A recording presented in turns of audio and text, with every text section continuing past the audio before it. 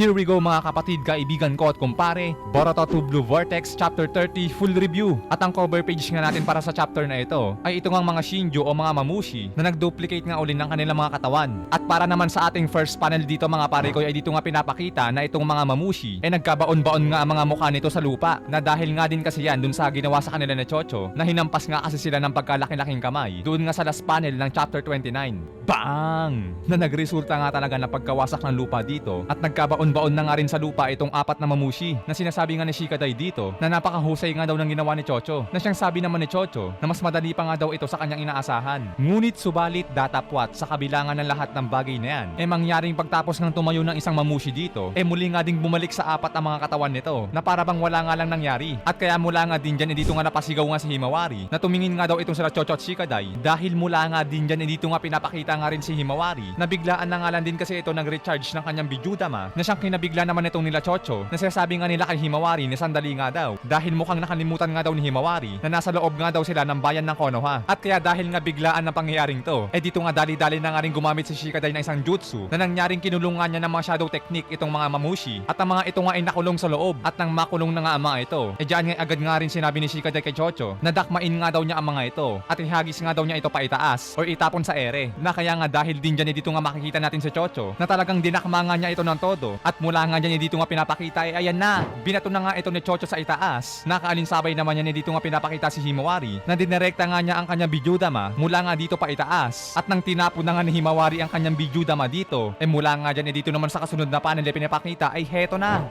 Bang! Lumikha nga ito ng pagkalakas-lakas na pangsabog na dahil nga upang magkalasog-lasog yung mga Mamushi na kinulong nga ni Shikadai na siyang itinapon ni Chocho sa ere. Wasak-wasak, durog-durog, lasog-lasog. At matapos nga ang pangyayaring yan, nang mapulbos nga nila ang mga ilang Mamushi dito, kaalinsabay nga din yan dito nga sinabi ni Himawari na patawad nga daw sa kanyang nagawa, na kaya nga dahil din dyan napagalitan nga din si Himawari dito ni Shikadai, lalo't hindi rin naman daw kasi palagi na nandyan sila upang protektahan nga daw o tulungan si Himawari. Hindi nga rin daw kasi magandang ginawa ni Himawari na biglaan na nga lang din daw kasi ito nag-launch ng atake na wala man lang daw pasintabi. So habang pinagsasabihan nga ni Shikadai itong si Himawari, kalinsabay nga din yan makakita pa nga din dito yung mga ilang Mamushi na nagtatakbuhan pa nga rin sa paligid-ligid, na kaya nga dito sinabi na nga rin ni Shikadai na bakit nga ba daw ganun, bakit patuloy pa nga din daw na may nagkakalat sa mga paligid-ligid, nasa mga ilan nga ba daw talaga ang mga bilang nito. So habang pinapakita nga mga eksenang yan lumipat naman ng panel dito kali Inojin at Kashin Koji na sa kanilang hideout nga. At dito nga sinasabi ni Inojin na habang kausap man si Shikamaru na mukhang hindi nga daw gagana ang kanilang estratehiya o plano, na kahit ilan pa nga din daw ang kanilang mapatumba o mapatay hindi pa nga rin daw sila mauubos, lalo't sa kabilang banda pa nga daw patuloy pa nga rin daw na nag-i-increase o nadadagdagan ng kanilang bilang. Nakaalinsabay nga din ng bagay na yan dito naman sa kabilang banda na ito nga si Lord Gobu ay inuutusan na nga niya itong si Konohamaru na ipatawag na nga daw si Shikamaru, dahil si Shikamaru na nga din daw ang susunod na iimbestigahan dito mismo sa pagkakataong to. Pero bigla namang sumabat dito si Sai at paumanhin nga daw dahil nga mukhang kailangan nga lang din daw niya i-report ang patungkol nga daw sa sitwasyon ng kanilang bayan ngayon, nang ito nga daw ay inaatake na nga daw ng mga halimaw na tinatawag na Shinju. Nakaalinsabay nga din daw nito nakita nga rin daw ng mga ninja si Boruto. Kaya nga dahil din sa bagay na yan dito nga nanggulat itong tatlo na itong si Mitsuki at Konohamaru ay nabahala, samantalang itong si Lord Gobu naman ay mukhang naalarma, na kaya nga dahil din sa mga pangyayaring yan dito sinabi na nga rin ni Sai kay Lord Gobu na bagamat mataas nga daw ang seguridad ng paligid kahit gayon pa man hindi pa nga rin daw nila magagarantya ang kaligtasan ni Lord Gobu, na kaya kung mananatili pa nga din daw si Lord Gobu dito mataas nga din daw ang chance o possibility na malagay siya sa panganib, na kaya mukhang kinakailangan nga daw muna nila na itigil ang investigasyon ngayon, at mas maigi nga daw o mas makakabuti na lumipat na nga muna daw ng pwesto o kalalagyan itong si Lord Gobu. Ililipat o ilalagay nga muna daw siya sa evacuation area, na kaya nga dahil din dyan dito nga sinabi ni Lord Gobu na maaari nga ba daw ipaliwanag ni Sai ang mga ilang detalye na kung gaano nga ba daw kapanganib yung mga kalaban, ano nga ba daw ang layon nun, na siyang sagot naman dito ni Sai na sa ngayon nga daw patuloy pa nga rin daw nila ang iniimbestigahan na kung yung mga Shinju nga daw na yon kung gaano nga ba daw katindi yung mga panganib nun, na siyang naunawaan naman agad dito ni Lord Gobu na kaya kung magkagayon nga daw ipagpapatuloy pa nga din daw niya ang investigasyon dito na base nga din daw sa naging plano, at saka masyado pa nga din daw maaga para nga daw umalis dito o mag-evacuate, na kaya gawin na nga daw ni Konohamaru na tawagin na nga daw nito ang ikawalong Hokage na si Shikamaru. So yun nga mga pare ko yari talagang makunat itong si Lord Gobu na ipagpapatuloy pa nga rin niya talaga ang mga investigasyon sa kabilangan ng lahat na nagkakagulo na o inaatake na ang kanilang bayan. At speaking nga ng bayan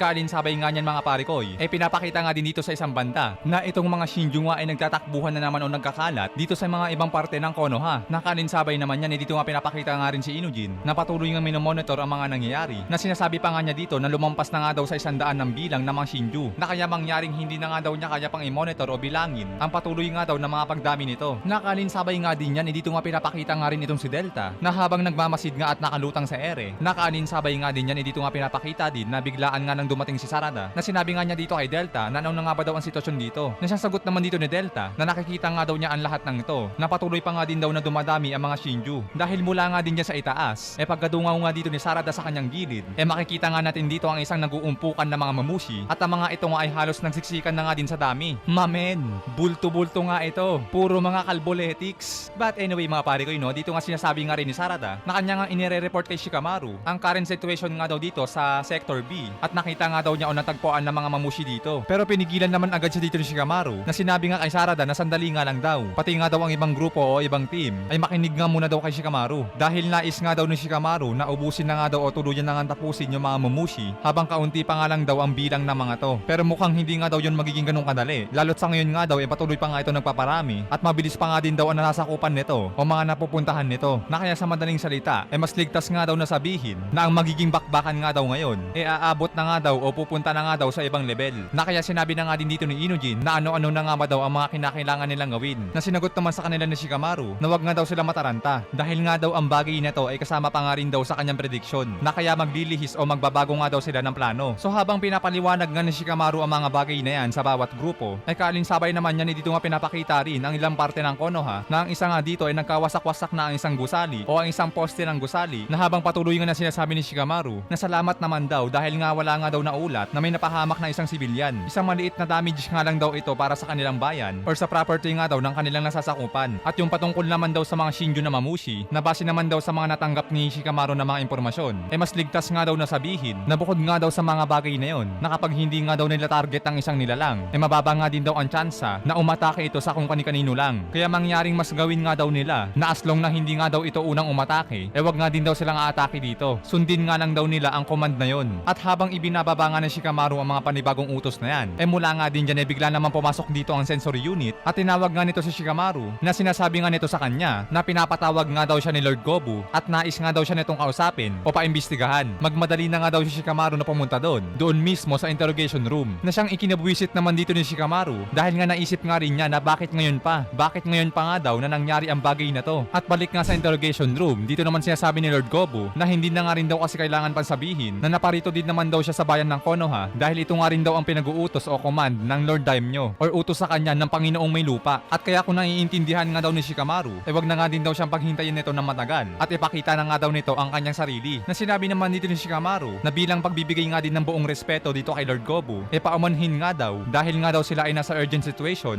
at ang kanilang bayan pa nga daw ay kasalukuyang inaatake ng mga kalaban, na siyang sinagot naman sa kanya dito ni Lord Gobu na mukhang hindi nga daw talaga naiintindihan ni Shikamaru dahil sinasabi nga sa kanya ni Lord Gobu na mas priority nga daw kasi ang bagay na to, or ibig sabihin nga ba daw ni Shikamaru na sasadyain niyang labagin ang direktang utos sa kanya ng Panginoong may lupa, na kaya sa tingin nga daw ni Lord Gobu na ang bagay na yon ay mas malala pa nga ang dulot sa kanilang bayan. Kaya nga dahil din dyan wala nga rin talaga nasabi si Shikamaru dito at hindi na nga rin talaga nakaimik. At ang kasunod naman na panel dito na pinapakita mga pare koy, balik nga dito kay Inujin at Kashinkoji, na sinasabi nga ni Inujin na tinatanong nga nito si Shikamaru na ano na nga ba daw ang nangyayari sa kanya, na siyang sinabi naman sa kanya dito ni Kashinkoji na ang pumapangalawang ranggo nga daw sa Panginoong may lupa, which is si Lord Gobu, ay kine-question nga si Shikamaru at nais pa nga daw siya neto paimbestigahan. At kaalinsabay nga din yan dito nga pinapakita nga din itong si Boruto na sinasabi nga niya kay Shikamaru na natapos o naligpit na nga daw niya yung mga ilang mamushi dito nga daw sa lokasyon na binigay sa kanya, at plano nga daw niya na makipagsanib puwersa na sa Team 10 na nandoon nga daw nakapwesto sa South, na sinabi naman sa kanya dito ni Shikamaru na once na makipagsanib puwersa na nga daw si Boruto sa Team 10, maghintay na nga lang muna daw siya at doon nga din daw sa ibang grupo. Ngunit subalit datapwat na habang nakatayo nga si Boruto dito mga pare koy, mula nga din dyan dito naman sa kasunod na panel ay pinapakita ay heto na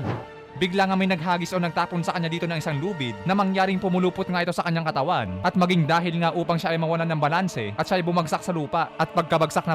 nga niya dito dali-dali nga rin nagsitakbo itong mga ninja papalapit sa kanya na magmadali na nga daw sila at damputin na nga daw agad si Boruto at nang madali na nga si Boruto dito agad-agad na nga rin ni-report ng mga police ninja na to na nagawa na nga daw nilang mahuli si Boruto na ang isang ninja pa nga dito na naghigpit ng tali dali-dali nga rin kinuha nito ang sandata ni Boruto at nang mahawakan na nga ito ni tropa nangyaring nag-activate nga din ang passive skills nito which is nangyaring hinihigop na nga din ito yung chakra ng ninja na to na humahawak sa sandata na to at ito ay nakaramdam na nga rin agad ng panghihina na sinasabi pa nga nito ni tropa na ano nga ba daw ang nangyayari yung lakas nga daw niya is parang hinihigop at nang kusang mabitawan na nga ni tropa itong sandata ni Boruto mangyaring dito na nga rin pumorma si Boruto ng kanyang jutsu na sa pamamagitan nga din ng sandatang to nangyaring nag-teleport nga siya dito at nakatakas o nakawala nga dito sa pagkakatali sa kanya. Gulat at nabigla nga sila tropa dito mga pare koy. At nang makuha na nga muli ni Boruto yung sandata niya dito, dito nga sinasabi niya dito sa mga ninja na mahusay nga daw ang mga ginawa nito. Pero sasabihin nga daw ito ni Boruto para nga daw sa kapakanan nila o sa kanilang kaligtasan na kapag may nakita nga daw sila na isang Shinju, mas maiging tumakbo na nga lang daw sila dahil magiging sayang nga lang daw ang kanilang buhay. At nang masabi na nga ni Boruto ang mga bagay na yan, diyan nga dali-dali na nga rin siya umalis. At ito nga ay lumipad na wala na nga rin talagang nagawa dito sila tropa. Lalo't itong isa nga ay nanghihina pa rin na nahihirapan pa nga ding tumayo. At matapos nga ipakita yan ay lumipat naman na eksena dito sa ibayo pang parte ng Konoha which is itong mga nagkakalat nga na Shinju patuloy pa nga rin na paghahanap kay Ada na dito nga ipinapakita nga din na itong sila Sarada at Delta na nakatungtong nga sa isang bubungan na habang dito nga ay sinasabi sa kanila ni Shikamaru na kamusta nga daw ano na nga daw ang naging lagay dito sa kanilang lokasyon. Nasagot naman ni Sarada na ang mga mamushi nga daw na ito ay patuloy pa nga rin daw na nagpapatrol sa paligid-ligid na patuloy pa nga rin daw na naghahanap kay Ada pero sa isang bagay nga daw na mukhang ang mga ito nga wala nga daw pakialam sa mga tao na nasa paligid nila na siyang sinabi naman sa kanila dito ni Shikamaru na magaling nga daw ipagpatuloy pa nga din daw nila ang pag-oobserba sa paligid at kapag may napansin nga daw sila na pagbabago agad-agad nga din daw nilang iulat ito. At matapos nga kausapin ni Shikamaru itong sila Sarada at Delta bumalik nga si Shikamaru dito kay Inujin na kanya nga sinasabi dito na sa ngayong oras nga daw pupunta na nga daw siya sa interrogation room dahil nga kinakailangan na nga daw niyang harapin si Lord Gobu na kaya sa madaling salita nga daw baka hindi na nga din daw magawa ni Shikamaru na bantayan o tignan itong kanilang nagmimistulang mapa gamit nga daw ang transmission na siyang sagot naman sa kanya dito ni Inujin na kung magkagayon nga daw ang kaso baka mangyaring hindi na nga daw nila mapagpatuloy pa ang plano na siyang nanguunawaan naman daw ni Shikamaru pero maaari naman daw gawin ni Inujin na sa pamamagitan nga na patuloy na pagsasalita nito sabihin na nga lang daw niya kay Shikamaru ang mga lokasyon ng mga Shinju at sa gayon na magagawa nga din daw ni Shikamaru na ipagpatuloy ang mga command sa bawat grupo na sinabi naman sa kanya dito ni Inujin na hindi nga daw posible ang bagay na yon na sinabi naman dito ni Shikamaru na sa ngayon nga daw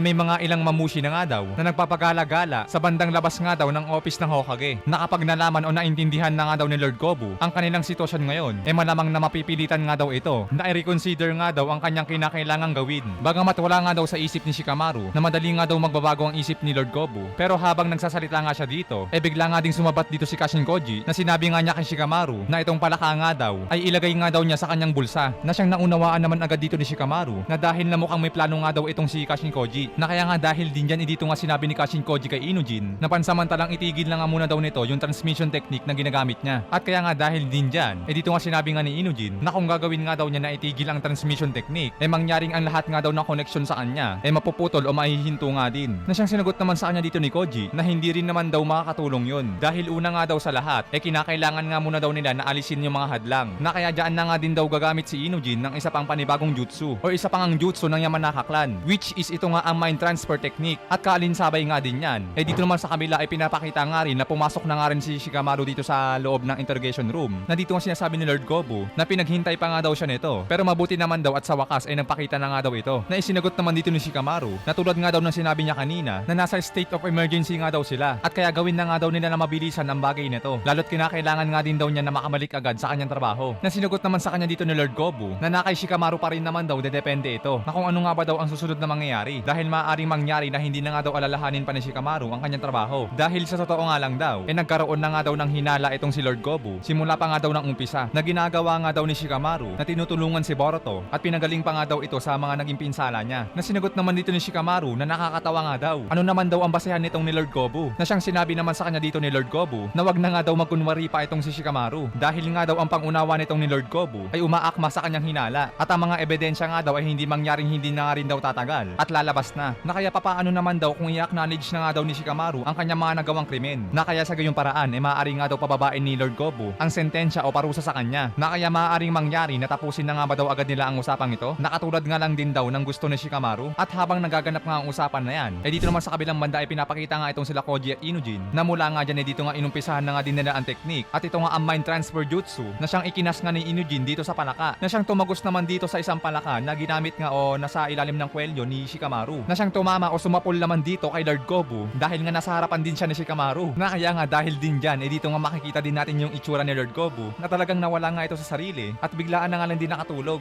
Bagsak nga sa lamesa itong mukha ni Lord Gobu mga pare. Nandyan ngayon nagulat nga itong si Sai na ano nga ba daw ang nangyari. Habang dito naman sa kabilang banda ay pinapakita nga din itong si Inujin na nawalan na nga rin ng malay at nakatulog. Nabalik nga din sa interrogation room. E dyan na nga muling nagkamalay itong si Lord Gobu at mula nga din sa itsura nito ay mapapansin nga din o makikita ang kahinahinala. Dahil mula nga din dyan na magkamalay nga ito. E dyan ay tinanong nga din siya ni Sai na kamusta na nga ba daw siya? Ayos nga lang ba daw ito? Na kaya mula nga din dyan dahil nga itong si Sai ang nagtanong. Eh dito nga ang biglang reaction nga nitong ni Lord Gobu na nagulat nga ito at bigla niyang sinabi na papa. So awit mga pare ko tinawag nga na papa itong si Sai ni Lord Gobu na dahil nga dyan talagang nabigla itong dalawa. Pero mabuti na nga lang at nalihis agad ito. Dahil nga sinabi dito ni Inujin na siyang nasa loob na nga ni Lord Gobu na ang ibig sabihin nga daw niya na ang kanyang buhok nga daw kasi masyadong dry. Na siyang pinagtataka naman talaga dito ni Sai na parang may hindi nga kasi tamang nangyayari. At kaya nga dahil din sa bagay na yan, dito nga naisip-isip na nga rin ni Shikamaru na mukhang isang klase nga daw ito ng mind transfer jutsu na malamang nakagagawan nga daw ni Inujin na nangyaring pumasok nga daw ito at tinake over ang pag-iisip ni Lord Gobu. At kaya nga dahil din sa pangyayaring yan, kaya ang palaka nga din na nasa kwelyo ni Shikamaru ay bumaba na nga din ito at tumalon nga ito at pumunta dito kay Lord Gobu. At nang makapunta na nga ito kay Lord Gobu sinabi nga nitong palaka na to, which is si Koji, inutusan niya nga itong si Inujin na nasa loob nga ni Gobu na lumabas nga daw ito ng office. Dahil nga sinasabi pa nga dito ni Gobu na napagod nga daw kasi siya sa interrogation na kaya mukhang kinakailangan nga muna daw niya na magpahinga at makalanghap-langhap muna daw ng sariwang hangin. Hindi na nga rin daw niya kailangan pa ng escort o alalay dahil nakakasakal nga daw ito at baka masira nga daw ang purpose ng pagpapahinga. Wag na nga daw magpumilit pa si Sai na sumama at umalalay at mangyaring hantayin na nga lang daw siya neto dito dahil babalik din naman daw siya. Ito nga daw ay isang pag-uutos. At nang makalabas na nga dito si Lord Gobu, habang naglalakad nga ito, dyan nga sinasabi nga ni Inujin sa loob ng pag-iisip ni Gobu na pambihira nga daw. Kabaliwan nga daw itong ginagawa niya. Ano pa nga ba daw ang susunod? Na kaya nga dito sinabi ni Koji gamit ang palaka, mangyaring iakyat nga daw ni Inujin itong katawan ni Gobu doon nga daw sa itaas ng building or sa rooftop. At nang maiakyat na nga ni Inujin itong katawan ni Gobu doon sa taas ng building or dito nga sa rooftop ng Hokage's office, mula nga dyan dito nga sinasabi nga rin ni Inujin na hindi nga daw niya alam kung ano nga ba talaga ang pinaplano ni Koji. Hindi baga mapanganib nga ba daw ito? Lalo't may mga mamushi nga daw kasi na nagkakalat sa paligid.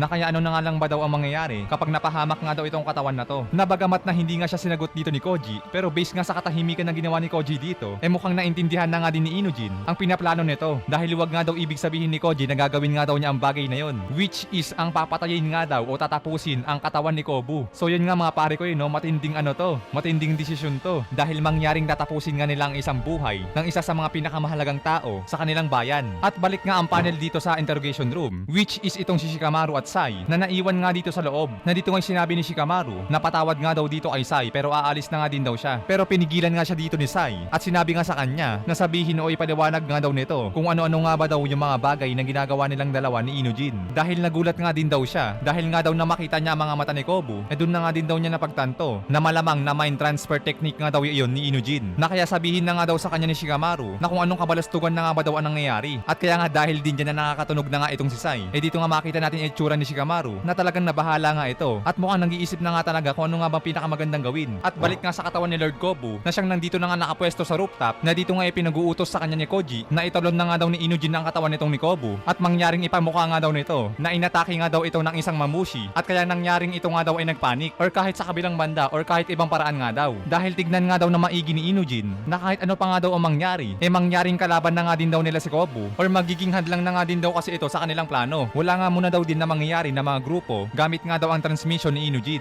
Dalawa nga lang daw sila ni Inujin at Koji ang nasa pag-uusap na to na kaya wala nga din daw makakasaksi o makakakita at kaya wala nga din daw magiging ebidensya. Na sinabi naman dito ni Inujin habang nasa loob nga ng pag-iisip ni Gobu, nakabaliwan nga daw to. Nasisiraan na nga ba daw ng ulo si Koji at habang natataranta na nga dito si Inujin, kaalinsabay nga din yan. Dito nga rin ay bigla siyang napalingon sa kanyang likuran. Dahil mula nga dyan dito nga pinapakita ang isang mamushi na bigla nga lumitaw dito sa likuran ng poste. Na bigla nga rin tinanong nito sa kanya na kung may kilala nga ba daw siya o may nakikilala nga ba daw siya na isang babae na nagangalang Ada. Ngunit subalit datapwat habang tinanong nga siya ng isang mamushi mamushi dito patungkol nga sa bagay na yan. Mula nga din dito sa next panel ay pinapakita ay heto na.